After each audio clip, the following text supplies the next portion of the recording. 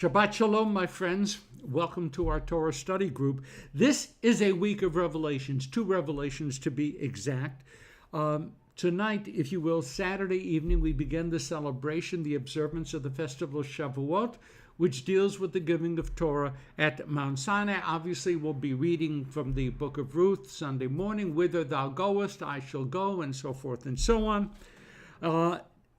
There will be a Tikkun Leil Shavuot, Saturday evening until Sunday morning in many congregations, a time of study, of getting together, conversations about very serious topics. We'll talk about Mount Sinai. We'll try to tease out what it means to live in a covenant with God. Torah tziva lanu Moshe Rasha Kehilat Yaakov. This is the Torah, commanded to us through Moses, a possession of the assembly of Jacob forever. By the way, at midnight Saturday night, according to Kabbalistic tradition, you have to pay close attention, midnight Saturday night, the heavens will be opening wide. It is the key moment during the entire year for enhanced communication between ourselves and God. So if you're ready, the heavens split, midnight, Shavuot, Saturday night, Sunday, and I hope and pray that we might have an experience of enhanced communication. But there's another revelation as well, one that was celebrated this past week, June 5th, 1967, the first day of the Six-Day War. Most of us thought that Israel was going to be destroyed by Egypt on that day. Most of us thought that the Zionist dream had come to a modern end on that day. We wept, we prayed, we were starved for news. We couldn't get news that first day. But when the war ended with a totally unexpected Israeli victory, there was a new revelation, a revelation that we are still trying to parse and to understand. Jews have a secure nation state. What does that mean? Why does that matter? Jews occupied lands upon which several million Palestinians live. What does that mean? Why does that matter? Jews have real military power in some way. For the first time in 2,000 years, we can help determine our own destiny. What does that mean? What does that say? As the study of Torah, right? The study of Torah requires commentary, debate, vigorous disagreements, meaningful compromises. So does that revelation, and I mean that revelation that flows from June 5th, 1967, require intense conversation, analysis, commentary, compromise. Rabbinic tradition would then tell us, Tsei Ulmad, go out, learn, study, think, talk, see if you can integrate this revelation into our minds and into our hearts. 52 years ago this week, June 5, 1967. To our text, the book of Numbers, Bamidbar, chapter 1, verse 1 and following, just at the beginning. For complicated reasons, this Sedra is almost always read Saturday morning before the beginning of Shavuot. The Shabbat immediately preceding Shavuot. Not in Israel this year, but that's a separate question. This factoid, of course, opens up some wonderful sermonic possibilities, and many of us are still looking around for wonderful sermonic possibilities. We read, God spoke unto Moses in the wilderness, Bamidbar, in the wilderness of Sinai, in the morning, and that same evening, we read of the giving of Torah the next morning in the Torah service. Now, those can't be accidents. Those things, 2 things happening side by side, there's a link. Rashi, of course, focuses on the simplest, most obvious concern here because Rashi, of course, always deals with the Peshat, the simple explanation. The first chapter of Numbers, God is ordering a census. Here in chapter 1, a census. Why?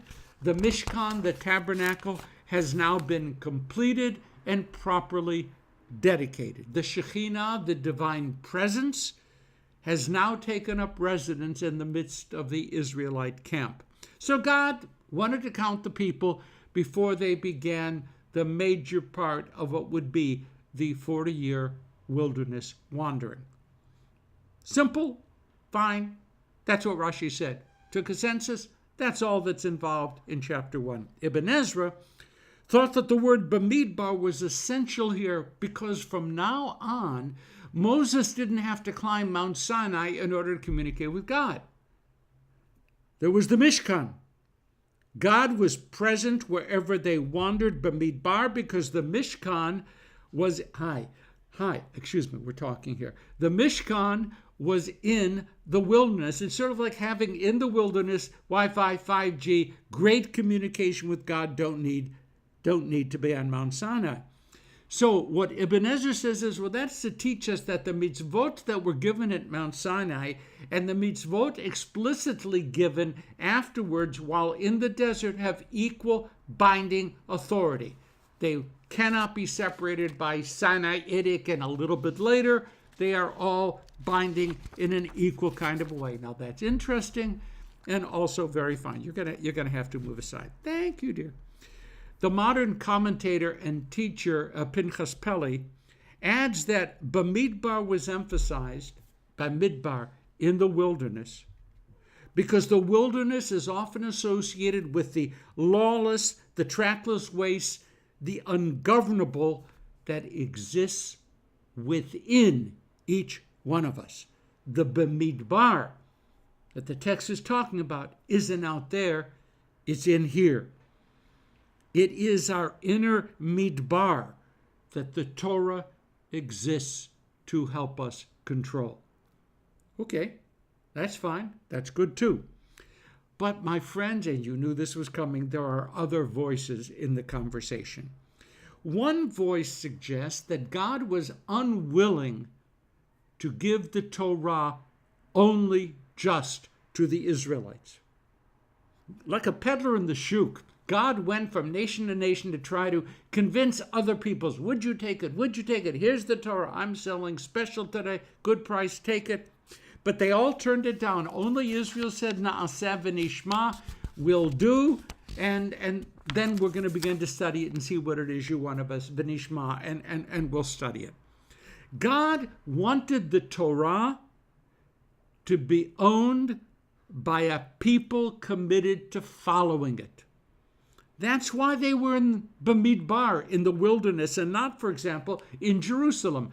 The Torah was given in the wilderness to show that God was willing and hoping to give the Torah to everybody. Interesting. Does that mean the Torah was intentionally given in a geographic setting that belonged to no person, no tribe, no people? And if that's so, what does that mean for us as Jews? Now, the Midrash expands on this notion.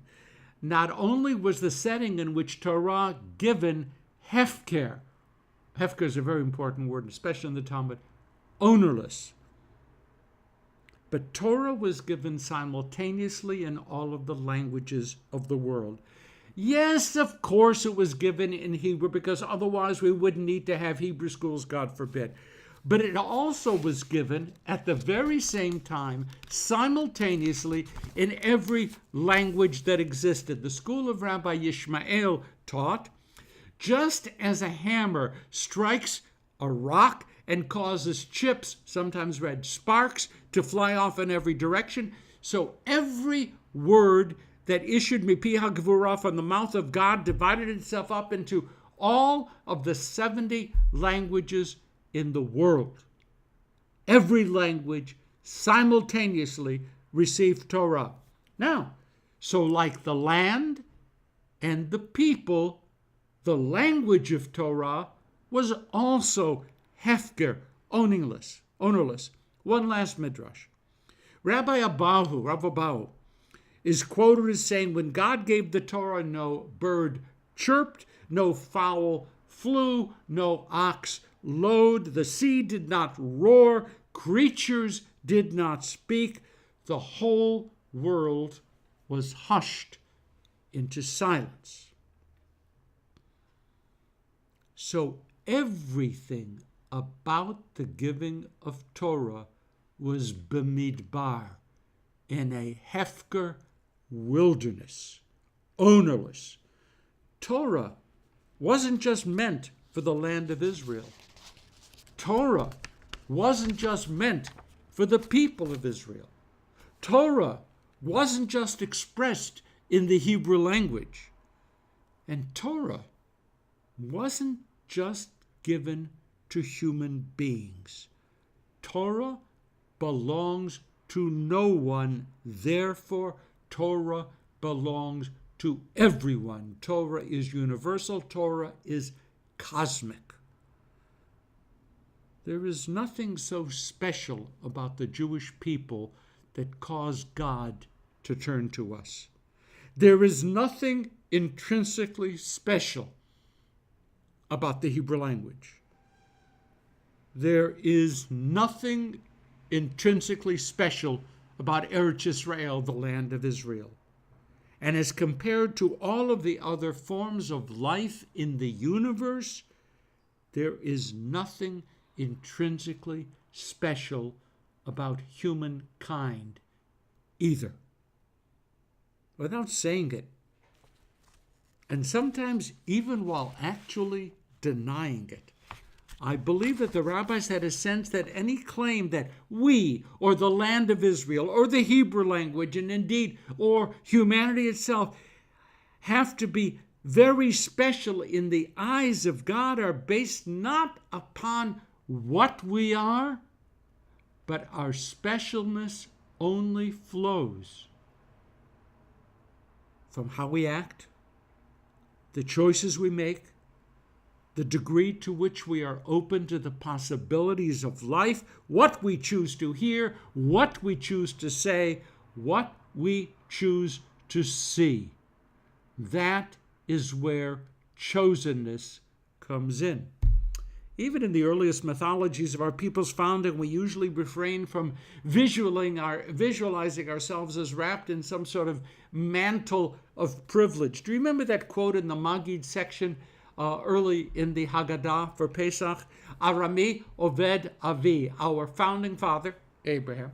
Our founding father was an Arami Oved. He was a wandering Aramean, whatever that exactly means. A wandering, homeless people. That's from which we have been derived. We became special not because of our great ancestors who were semi-gods or demigods or something. We became special only when we chose to see in the Torah a source of moral and ethical teachings that could lift us out of the midbar. Living Torah is our way of showing that we are spiritually alive and therefore deserving. It is who we are and what we do that can make the land of Israel and the language of Israel treasured human possessions. Without that criterion being met, Israel is not special, and neither are we.